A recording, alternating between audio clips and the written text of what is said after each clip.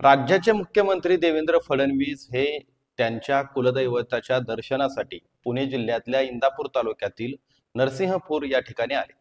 ज्यावेळेस ते इंदापूरमध्ये उतरले त्यावेळेस विधानसभेच्या निवडणुकीमध्ये एकमेकांच्या विरोधात लढलेले तीनही उमेदवार देवेंद्र फडणवीस यांच्या स्वागतासाठी उपस्थित होते। अर्थात याच्यामध्ये सगळ्यात जास्त चर्चा झाली ती शरदचंद्र पवार गटाचे उमेदवार आणि नुकतेच शरदचंद्र पवार गटामध्ये प्रवेश केलेले हर्षवर्धन पाटील यांची। हर्षवर्धन पाटील यांनी नुकतंच भाजप सोडून राष्ट्रवादी काँग्रेस शरदचंद्र पवार या गटामध्ये प्रवेश केलेला होता। आता असं असताना आणि निवडणुका पार पडलेल्या असताना देवेंद्र फडणवीसांना सोडून गेलेले हर्षवर्धन पाटील ज्यावेळेस पुन्हा स्वागताला येतात त्यावेळेस फक्त स्वागताला येत नाहीत तर त्यांना विठ्ठलाची मूर्ती भेट देतात। त्याच्यामुळं विधानसभेच्या निवडणुकीमध्ये शरद पवार हे हर्षवर्धन पाटलांचे विठ्ठल होते, मात्र आता पुन्हा एकदा त्यांनी समक्ष भेटून देवेंद्र फडणवीसांना विठ्ठलांची मूर्ती भेट दिली। एवढंच नव्हे तर तुळशीची माळ देखील घातली। त्याच्यामुळं पुन्हा एकदा हर्षवर्धन पाटील देवा तूच माझा विठ्ठल असं तर म्हणत नाहीत ना, अशीच चर्चा इंदापूरच्या आणि पुणे जिल्ह्यातल्या नागरिकांमध्ये दिसून येत आहे। नेमकं हे सगळं प्रकरण काय घडलंय, नेमके हर्षवर्धन पाटील आणि इतर दोन उमेदवार म्हणजे राज्यातले सध्याचे क्रीडा मंत्री दत्तात्रय भरणे आणि प्रवीण माने यांच्यामध्ये इंदापूरमध्ये चालू असलेली सध्याची राजकीय परिस्थिती काय आणि हर्षवर्धन पाटलांच्या उपस्थितीमुळे नेमकं इंदापूरच्या राजकारणात काय घडतंय हेच आपण या सविस्तर व्हिडिओच्या माध्यमातून पाहणार आहोत। नमस्कार, मी आहे मच्छिंद्र टिंगरे आणि तुम्ही पाहताय जाहीर सभा। देशामधल्या लोकसभेच्या निवडणुका पार पडल्या त्याच्यामध्ये सगळ्यात चर्चेत राहिलेली निवडणूक राहिली ती बारामती लोकसभा मतदारसंघाची। बारामती लोकसभा मतदारसंघामध्ये यावेळेस पहिल्यांदाच पवार विरुद्ध पवार अशी निवडणूक झाली होती। सुप्रिया सुळे यांच्या विरोधात अजित पवार यांच्या पत्नी सुनेत्रा पवार ह्या लढल्या होत्या। या निवडणुकीमध्ये सुनेत्रा पवार यांचा पराभव झाला। सुप्रिया सुळे आणि शरद पवार यांनी त्यांची सर्व ताकद या निवडणुकीमध्ये पणाला लावलेली होती, तर अजित पवार आणि त्यांच्या टीमनं रात्रीचा दिवस करून या निवडणुकीला सामोरे गेले होते। सगळ्यात महत्त्वाचं, अजित पवार यांचे गेले 20 वर्षापासून राजकीय वैमनस्य असलेले हर्षवर्धन पाटील यांना मात्र त्यांना जुळवून घेणं भाग पडलं होतं। आणि सगळ्यात महत्त्वाचं, या दोन्ही नेत्यांचं मनोमिलन करण्यासाठी राज्याचे सध्याचे मुख्यमंत्री देवेंद्र फडणवीस यांनी स्वतः बैठका घेतल्या होत्या आणि इंदापूरमध्ये सभा देखील घेतली होती। या मनोमिलनानंतर अजित पवार यांनी हर्षवर्धन पाटील यांच्या घरी जाऊन अगदी जेवणाचा आनंद देखील घेतलेला होता। मात्र लोकसभेच्या निवडणुकीमध्ये महाविकास आघाडीला भरभरून यश मिळालं आणि महायुतीची पिछेहाट झाली। लोकसभेच्या निवडणुकांमध्ये हर्षवर्धन पाटलांप्रमाणेच राज्यातील अनेक नेत्यांचा राजकीय अंदाज चुकला आणि विधानसभेच्या अगोदर या नेत्यांनी उड्या मारायला सुरुवात केली। याच्यामध्ये सगळ्यात चर्चेत असलेलं नाव होतं हर्षवर्धन पाटील। हर्षवर्धन पाटील यांनी तत्काळ भाजपला रामराम ठोकला आणि सध्या लोकसभेमध्ये यश मिळालेल्या शरदचंद्र पवार गटाच्या राष्ट्रवादी काँग्रेसमध्ये प्रवेश केला। त्यानंतर सगळ्यात महत्त्वाचं, हा प्रवेश करत असताना हर्षवर्धन पाटील यांनी आपण लोकसभेला पडद्याआडून सुप्रिया सुळे यांनाच मदत केली होती, त्यामुळं पुन्हा एकदा हर्षवर्धन पाटील यांनी अजित पवारांचा रोष ओढावून घेतलेलाच होता। आता त्यानंतर सुरू झाल्या विधानसभेच्या निवडणुका। विधानसभेच्या निवडणुकीमध्ये हर्षवर्धन पाटील राष्ट्रवादी काँग्रेस शरद पवार गटाचे उमेदवार फिक्स झाले। दरम्यान हर्षवर्धन पाटील यांची उमेदवारी जाहीर होण्याच्या अगोदर त्या ठिकाणी दावा केला जात होता ते इंदापूरमध्ये लढलेले अपक्ष उमेदवार प्रवीण माने यांचा।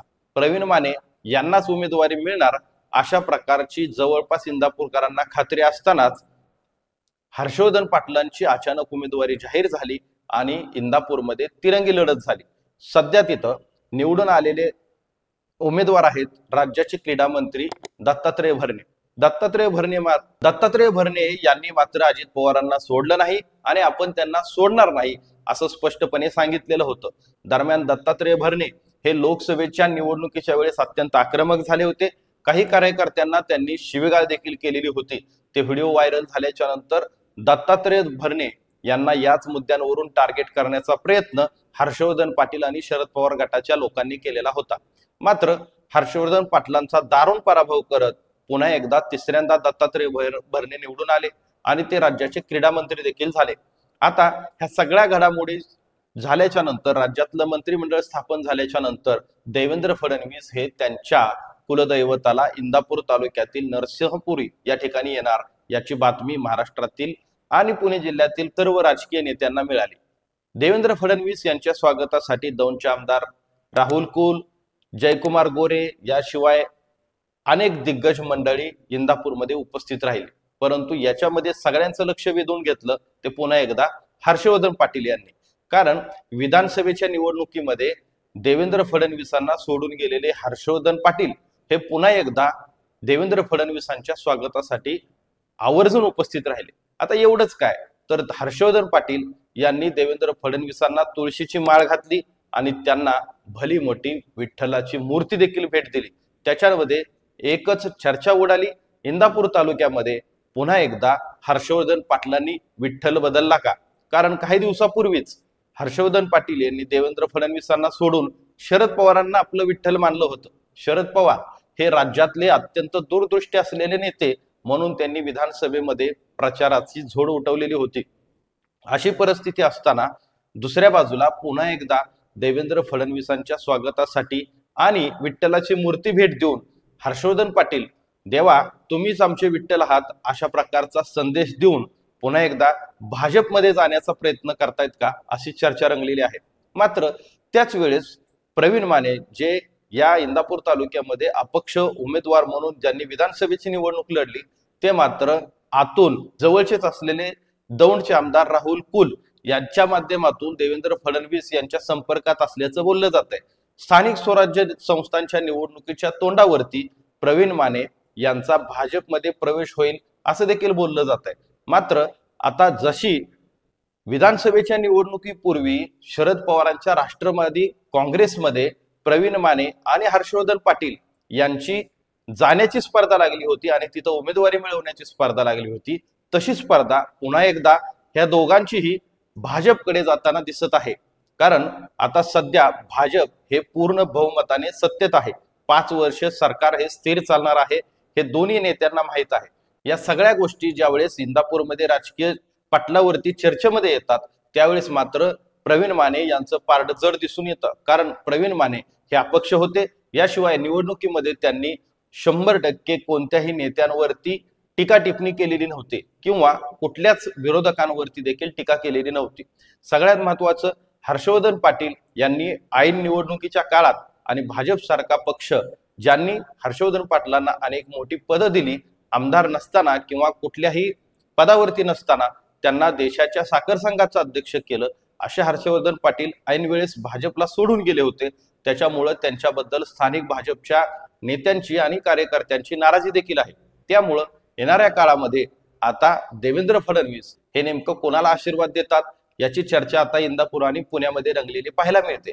मात्र या सर्व परिस्थितीमध्ये आता पुन्हा एकदा इंदापूरचं राजकारण आणि इंदापूरच्या गलथान राजकारणाची ही चर्चा होऊ लागली आहे। ह्या सगळ्या गोष्टींमुळे पुन्हा पक्ष बदलणे आणि कार्यकर्त्यांनी नेमक्या कोणाच्या घोषणा द्यायच्या अशी ही चर्चा कट्ट्यावर आणि पानटपरीवर होताना दिसते आहे। 2 महिन्यापूर्वी शरद पवारांच्या नावानं घोषणा देणारे कार्यकर्ते 6 महिन्यापूर्वी देवेंद्र फडणवीसांच्या नावानं घोषणा देत होते। आता पुन्हा जर हर्षवर्धन पाटलांनी पक्ष बदलला तर पुन्हा 6 महिन्यानंतर पुन्हा एकदा देवेंद्र फडणवीसांच्या नावाने घोषणा द्याव्या लागतील अशी सर्व चर्चा सर्वसामान्य कार्यकर्त्यांमध्ये रंगलेली आपल्याला पाहायला मिळते। एवढंच काय तर सर्वसामान्य कार्यकर्ता आता असं म्हणू लागलाय राजकारण नको रे बाबा। तुम्हाला सुद्धा इंदापूरच्या या राजकारणाबद्दल काय वाटतं हे जरूर तुम्ही कमेंट करून कळवा। आणि आतापर्यंत जर तुम्ही हे YouTube चॅनल सबस्क्राईब केलं नसेल तर जरूर सबस्क्राईब करा आणि बेल आयकॉन दाबायला विसरू नका। धन्यवाद।